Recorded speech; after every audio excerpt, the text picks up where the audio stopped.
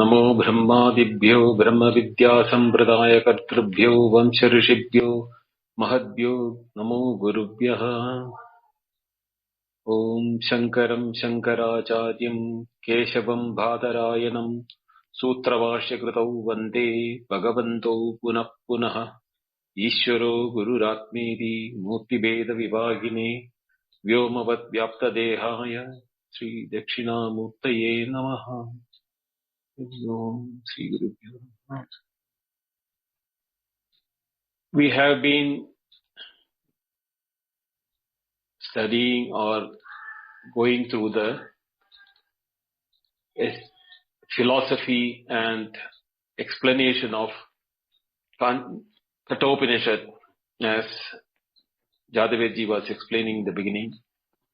We had the scenery where the son and the father asking question and the son reaching the Yama's place, and his adamancy, even though he was offered even to the most coveted position which an immortal can think about, of unending life and non-diminishing sense organs with all celestial luxuries, which was denied in the child.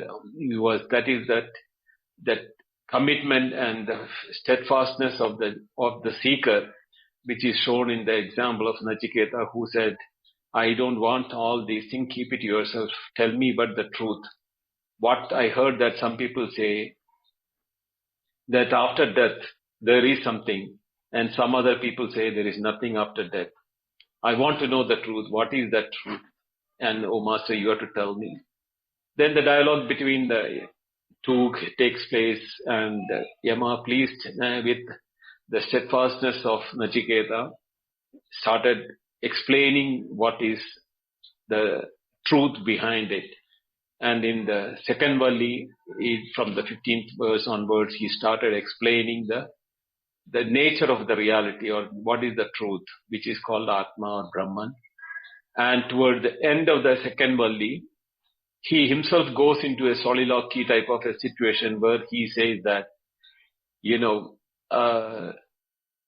what happens to the person who are in the path of Brahmanya, means Brahma Jitnyasa, or you are in the Kshetram, means who are engaged in the Kshetram or in the world outside.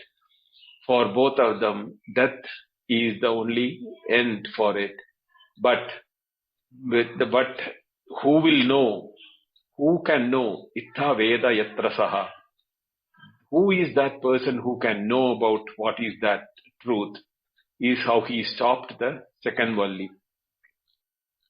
The third Valli starts with the mantra which is talking about the two aspects of it. One is Upadista, or the bod, Jivatma, which is the same truth when it is reflected through an instrument of body, how it is, and how it is in the cosmic or in the totality of it. So that is how that first two slokas are giving a brief introduction to that before he goes on a practical example, which is easily can be divided into two ways of thinking about it. Those who are intellectual and who are in the path of knowledge can do it as an inquiry into the knowing the truth or the self. But those who are not into a capability of doing that way, of inquiry into the reality, they can use the same analogy or the same example what is being told by Yama for a meditational aspect. In either case, the end result is the same. Whether you reach that place, Vishnur Paramam Padam is what it is mentioned as. If it is Upasana, he sees him as the Padam as Vishnu Padam, is the Padam of the Vishnu. But for those who are in the intellectual path, they know that his Vishnu Padam is Vibhutvad Vishnu. So it is that which is Vibhu Sarvagatam Sushmam, that it is talking about that Brahman, and that knowledge is what is there. He has also reaches in that place. So this is how in the first half of this Tritiya Valli or the third Valli is all about. So we will see mantra by mantra. Ritam pipandau sukrutasya loke guham pravistau parame pararte chayapadau brahma vido vadanti panjagnayo yah cha trinachiketaha. Ritam pipandau sukrutasya loke guham pravistau parame pararte chayatapau brahma vido vadanti panjagnayo ye cha trinachiketa is how the words are split on that. Brahmavido vatanti. Brahmavit, the one who have realized Brahma or who have the knowledge about Brahma, Brahmatjnanis, te vatanti. They are explaining what? Chaya tapau. Chaya means shadow and atapo means brightness. Or we can say light and darkness, or the darkness and right, or if you look at it, one is the ignorance and the other is the knowledge. Chaya tapo, you can take whichever way we want to understand it, but it is talking about the two aspects. Pravishto guhayam, having entered the deep-seated place on the body or the intellect. Parame pararde, within the ultimate, even though experiencing.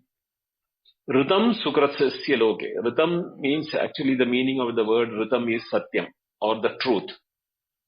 Ritam sukratasya loke pipantau.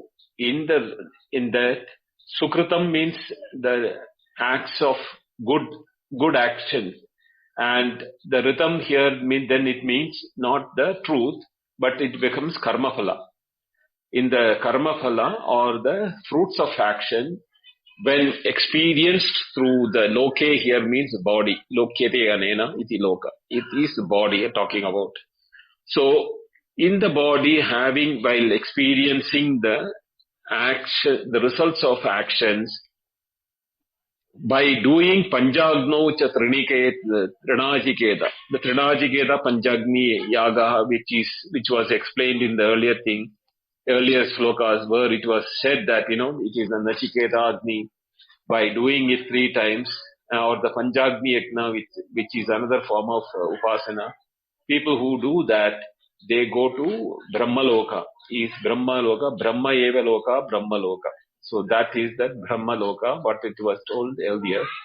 So those who are doing this type of good actions are able to differentiate between the ignorance and the knowledge, chaya tapo. So, only if you are doing that, if you are considering this as a ritualistic, then Trinajiketa and Panjagni Yajna are Yajna. But if you are looking at as from the philosophical point, these are all the Sravana Manana Nididhyasana are the three Trinajiketa can be considered, because this was how it was explained in the previous 2 vallis. And Panjagni Yajna is also the five agnis which are used to burn down the ignorance. So that also can be seen from the philosophical point. And those people who do the sukritam in the loke, means in the sharire, ritam is the results of the action of the sukritam. They reach parame pararde, they reach the ultimate. And even though experiencing this karma phala, they reach the parame pararde. Where pravistau guhayam, in the heart of the one who is doing the meditation or the one who is doing the nididhyasana, in the very in body itself, he will be able to realize what that is differentiated between chaya tapo, what is the ignorance and knowledge which differentiate between the two.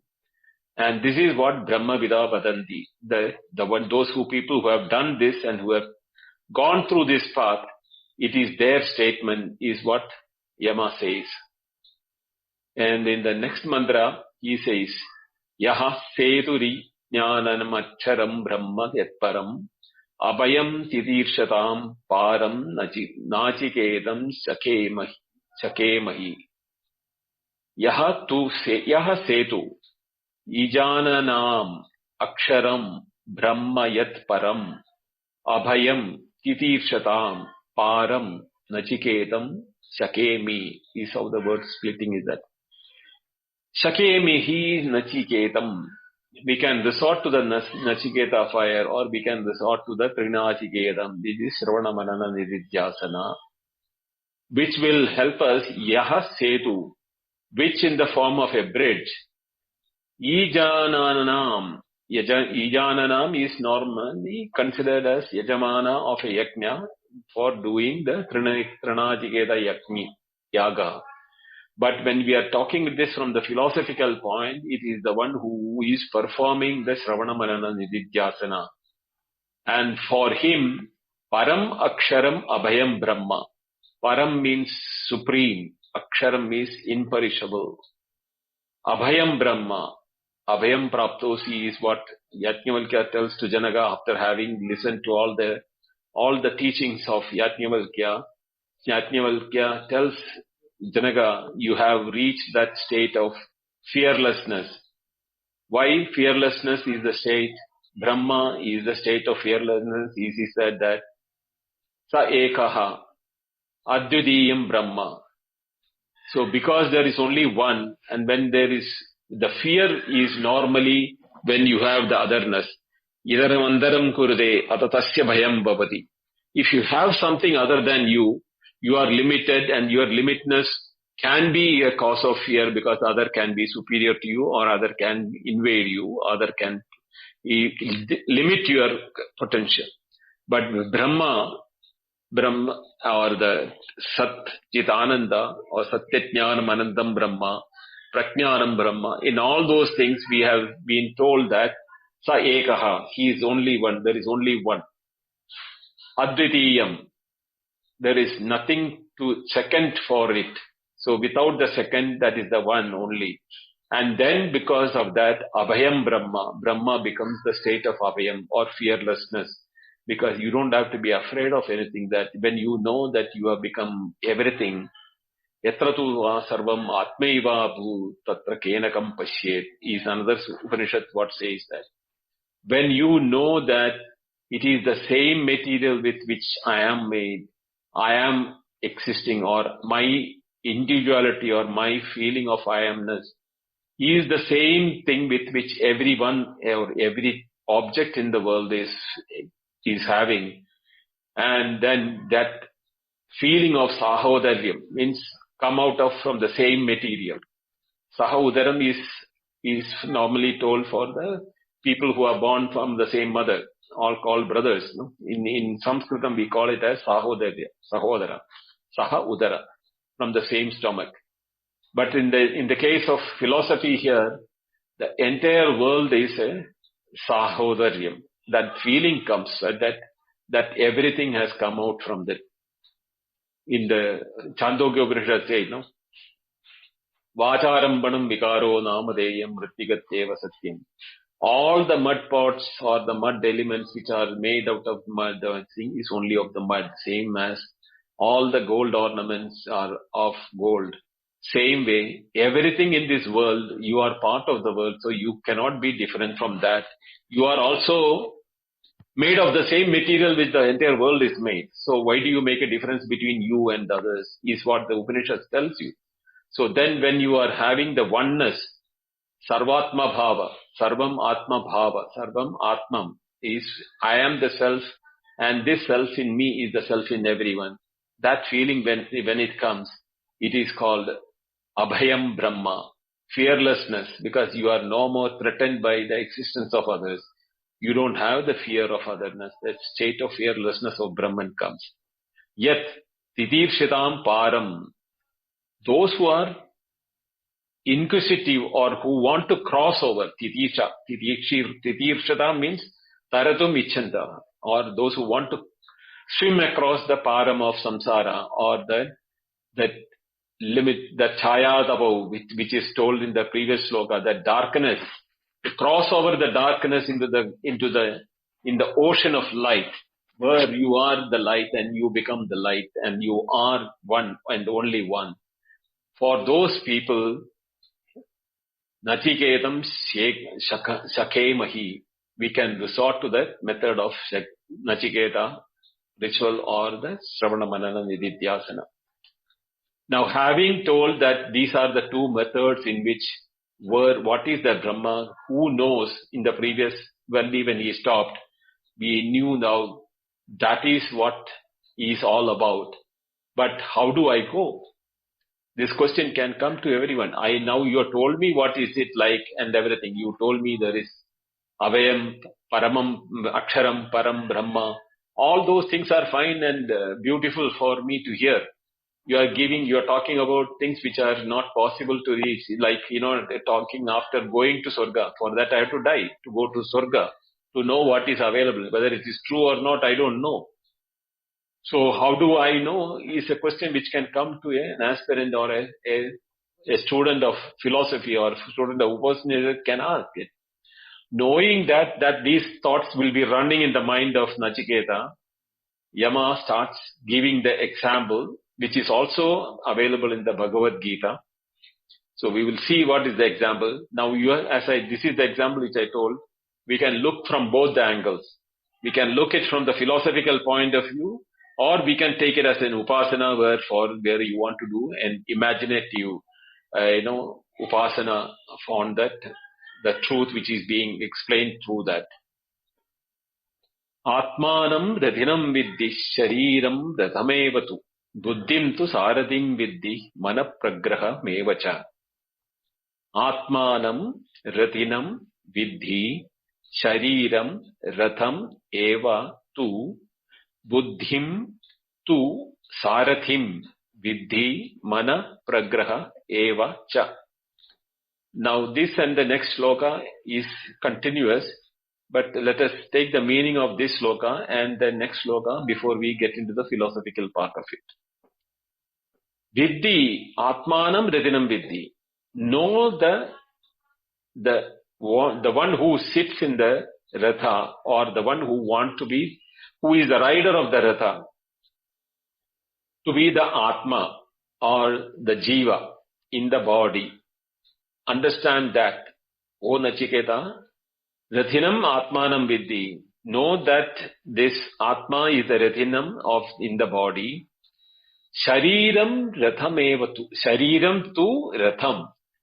This body is the chariot.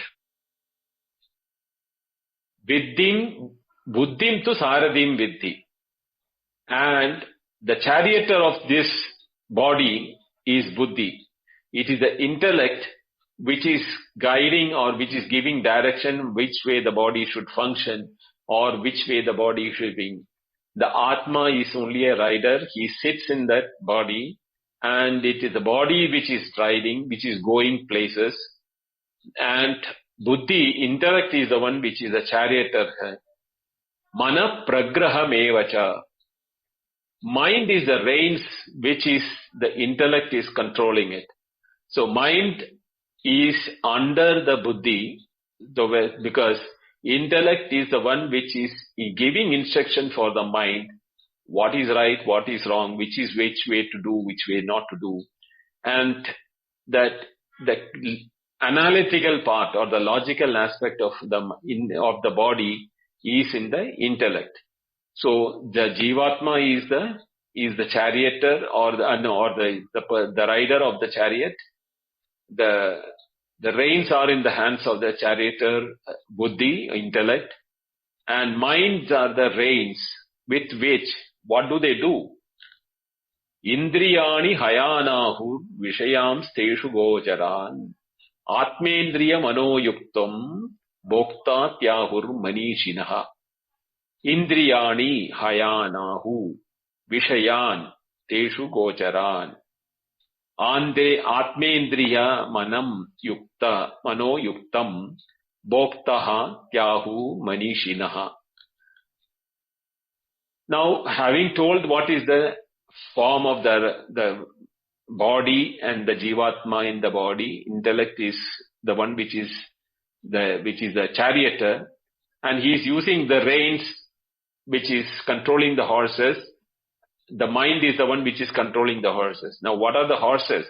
Indriyani. Now, the horses are like in the sense organs are like the horses.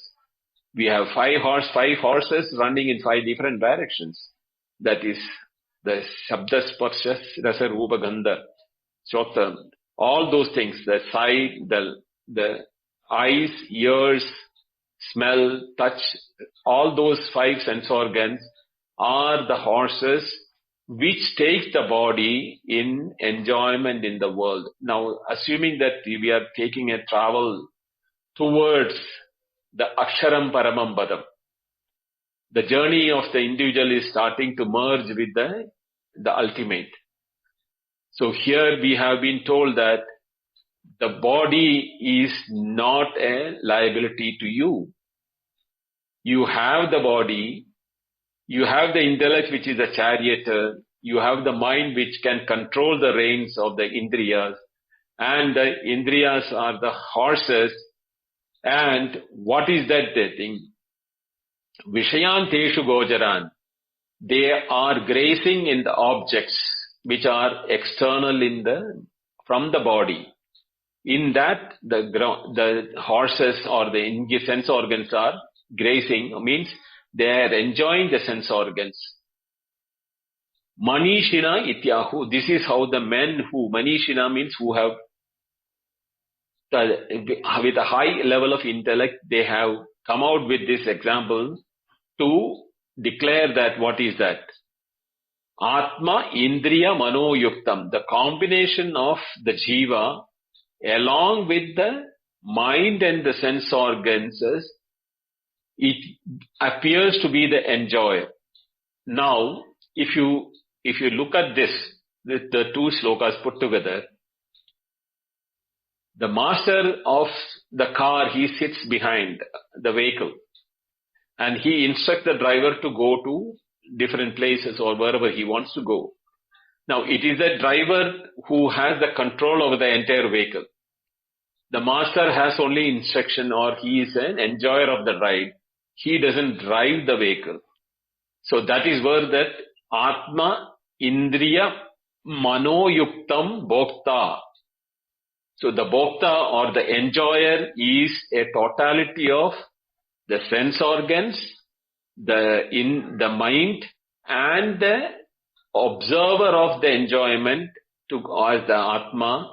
In this, all 3 put together is the rider, is the one who is traveling. So, if you look at this example,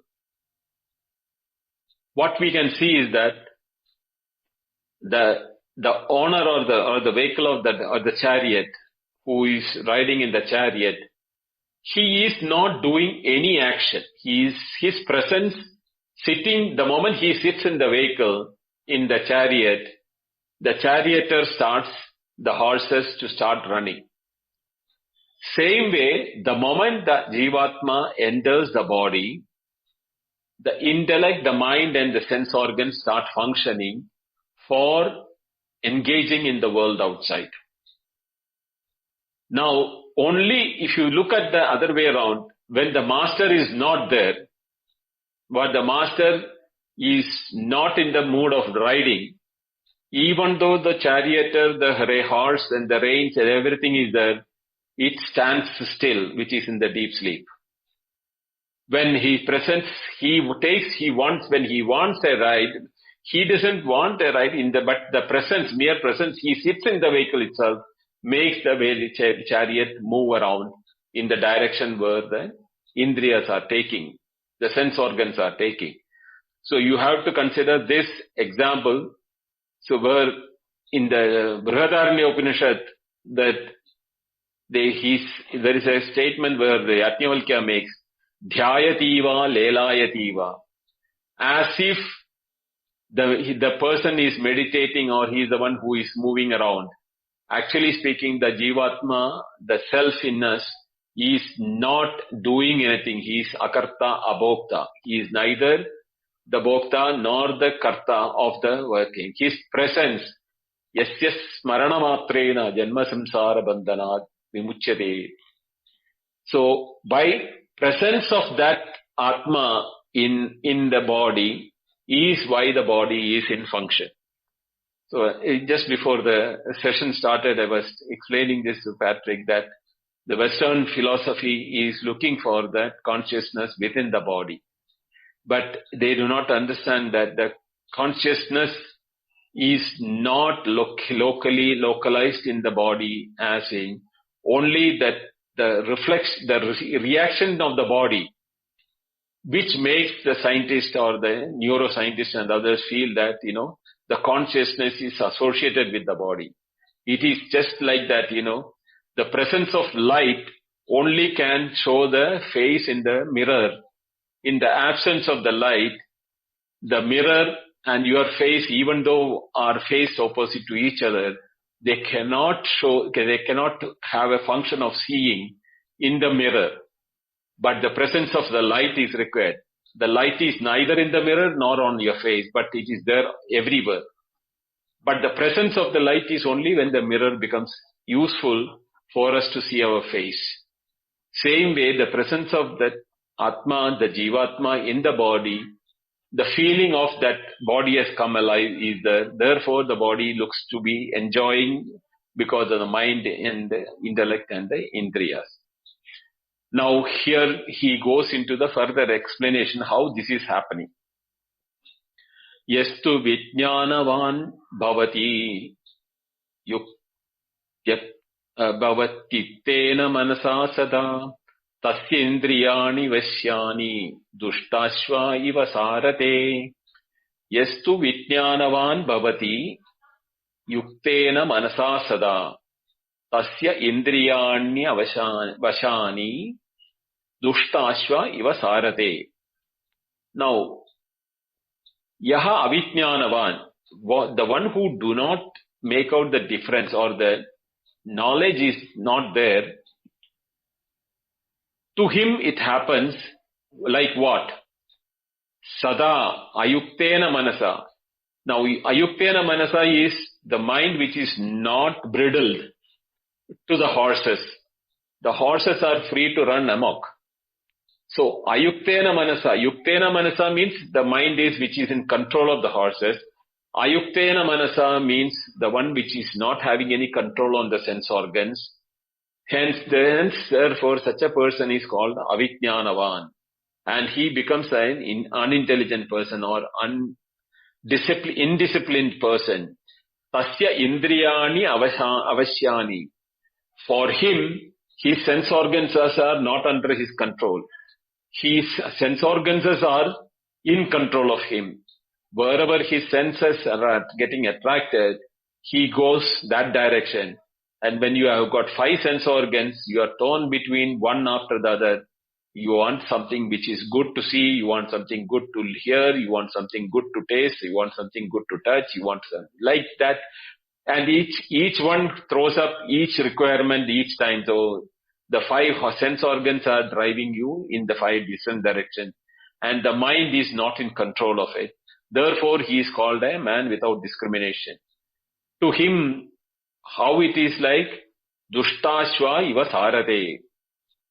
Now the Sarathi or the charioteer has got untamed or untrained horses yoked to the chariot. What will be the fate of the charioteer who tries to control the horses? Because they are wild horses. They have not been trained to behave in a proper way. Even if you have the reins under the control, they are not being trained properly how to do a journey. So even by yoking to the horse or the cart cannot go in any direction. It may move forward, it may move backward, or sometimes it may go round and round. We know there is no way in because the horses are not being controlled. So this is one way of when the Yama says this is the situation for the avijnanavan who has no knowledge about how the method of knowing the truth is to be done. Because he is indicating that Duštashva iva sarate, what he is indicating that it is important that the importance of the sense organs are as important as the journey itself. For the journey to be a successful, unless the sense organs are bridled and controlled and you know how to use your sense organs, your journey is never going to be successful. Then he comes to the saying of, in the case of the next set of Vijnanavan. Now he said Avijnanavan, for the one who is without control on the sense organs, what happens to him?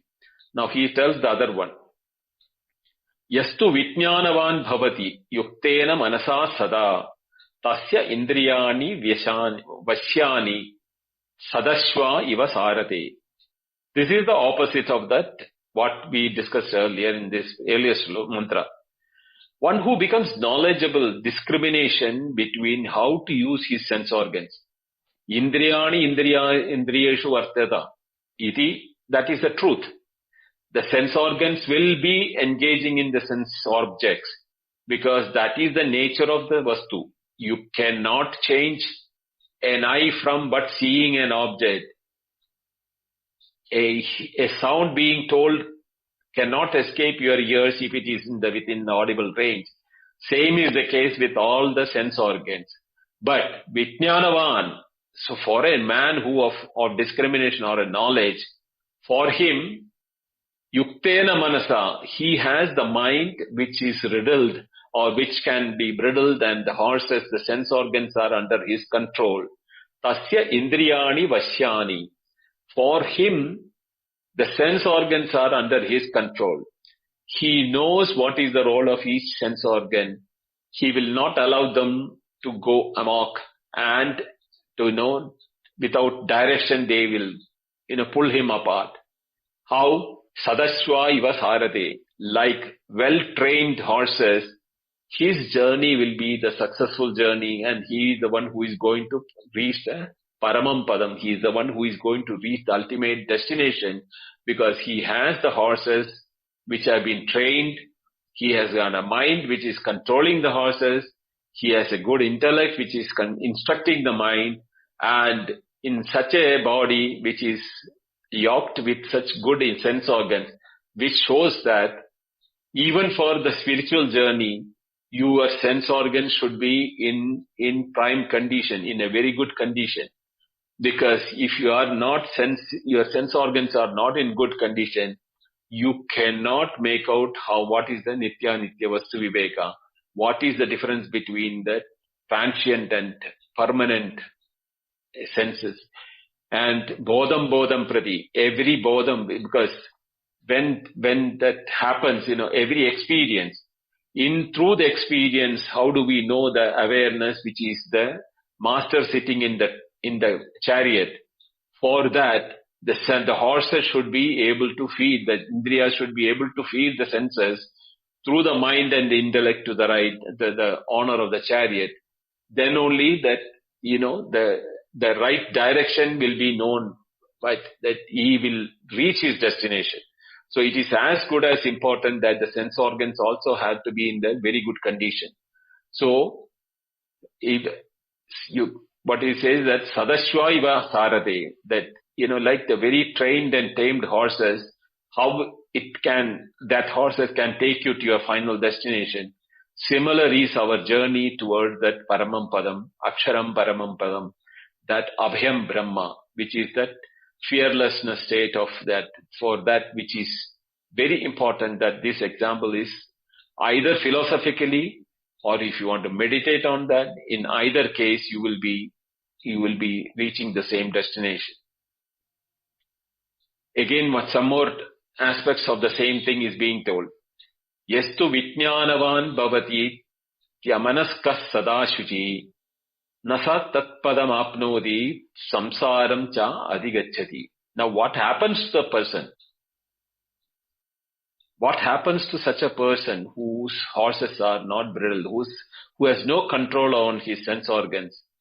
Yastu avijnanavan bhavati. The one without discrimination or the right intellect, or he doesn't know how to discriminate between the right and the wrong, or the nitya vastu viveka nasti, or it doesn't have the differentiation between what is permanent, what is transient.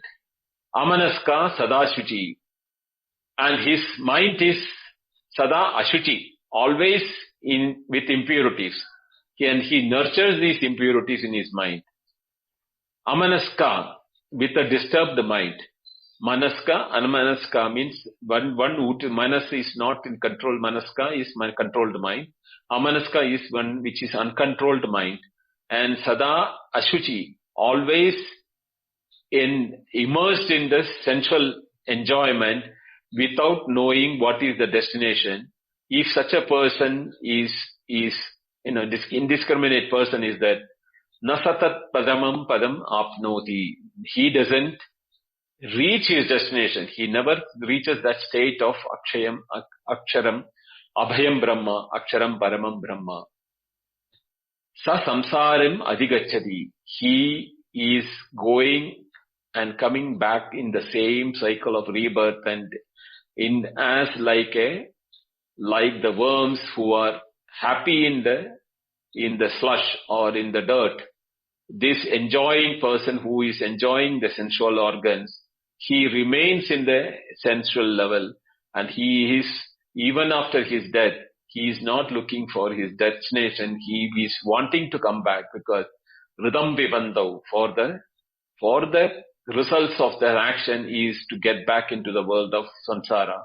For such a person, he cannot reach his destination of Aksharam Paramam Padam. Whereas the person of the opposite side, Yastu Vijnanavan Bhavati Samanaska Sadashuchi Sadhu Tatpadam Apnoti Yasmad Bhuyo Na Jayate.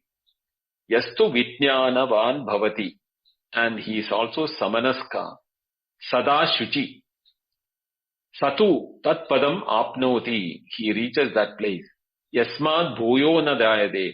From there is no return. Yadgatwana nivartande taddhama paramam mama is what Sri Krishna says in the Bhagavad Gita. So that is being reflected here. Yastu vijnanavan bhavati. But the one who has got knowledge, discrimination between nitya nitya vastu viveka, what is permanent, what is impermanent, what is transient in the nature, what is momentary in life. And his mind is also samanaska. His mind is without perturbance. His mind is sturdy like a rock. And he knows where he is going and what is his requirement. And sadashuchi, and his mind is nurturing the purity of thought. Satupat tatpadam apnodi. He reaches, apnodi means reaches. Tatpadam, that state or that abode he reaches. What is that? Tad aksharam paramam brahmam abhayam brahma is in that which was explained in the sloka earlier. That padam he is reaching. Yasmad, after reaching there, na bhuyo jayate. He has no birth again because he has become one with that. The rider of the horse has reached his destination. He has reached his palace, or he has reached his home. That homecoming is possible only if you have that Vijnana Samanaska Sadashuchi, if with a pure mind and the established mind, with the discrimination, only such people can reach that padam, that state of abode or that ultimate state or going home can happen. Now is the explanation about further in the same line. Vijnana saradir yastu manapragravan naraha so adhana paramapnoti tad vishnoho paramam padam. This is the culmination which is talked by in this Upanishad for that. What is that paramam padam? Tad vishnoho paramam padam. That is the abode of Vishnu. Vishnu is two ways you can see those who are in the devotional thing. They can take Vishnu as Vaikuntha, or those who are in the Tattvajnana, they can know that Vishnu is Vishnu, Vibhutvad Vishnuhu. Vishnu, the other name for Vishnu is Vibhu. Vibhu means Sarvagatam, Susushmam. He is the all-pervading. That means when he controls all his sense organs, Vijnanavan Sarathir Yastu, the Vijnanavan Sarathi, the intellect, here the Sarathi is going. Till now we have been talking about the horses, but he is talking about the Sarathi who has also knowledge. Just not that the horses are tamed is not enough. You also need the intellect which is Vijnana, with the knowledge.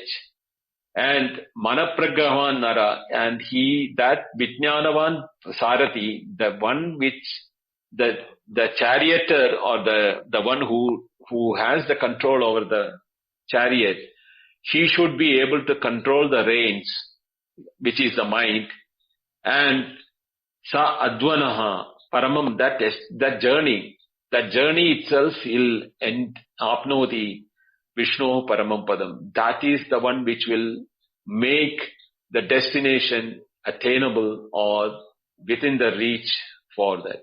So we need, one is what is to be done. We need an intellect which has got the discriminative power. We need the mind which is under the control of the discriminative power of the intellect.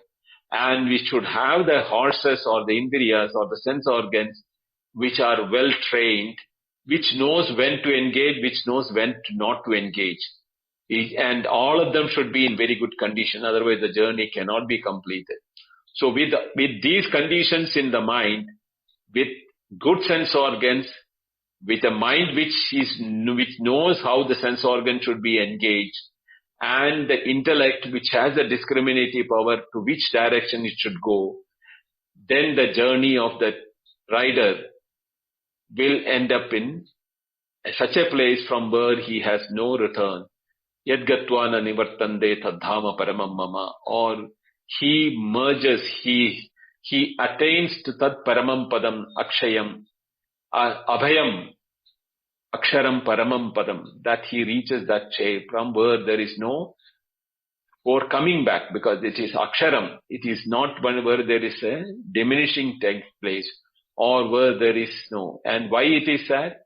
Because it's Vishnu paramam padam. It is vibhatvad Vishnam. It is sarvagadam. It is everywhere. So you merge in the totality, and once you merge with the totality, there is no individuality anymore to come back. That is the state which is being told in this shloka.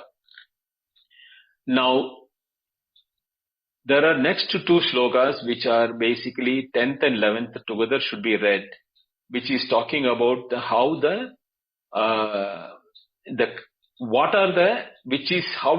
each one is superior to the other, and how that can be done in the meditative process as well as the intellectual process, which I think I'll take it in the next session, because it has got continuity with the following slokas, mantras in the same Upanishad. So having reached the Vishnu Paramam Padam, having reached that abode of Vishnu, let us enjoy the supreme bliss of Abhayam Praptosi Vaijanagaha. That is where we have reached now. We don't have to be afraid of anything, because we are that infinite bliss. And in that infinite bliss, once we are there is no getting back, no going back, no falling down from that state. We are not sinners who will be thrown back from that state. Once that knowledge is attained, there is no going back. That is what the Upanishad says. I'll stop here. Om Purnamada Purnamidam Purnat Purnamudachyate Purnasya Purnamadaya Purnamevavashishyate. Om Shanti Shanti Shanti. Shri Gurubhyo Namaha. Hari Om. Tat Sat. Dhanyavada. Thank you all.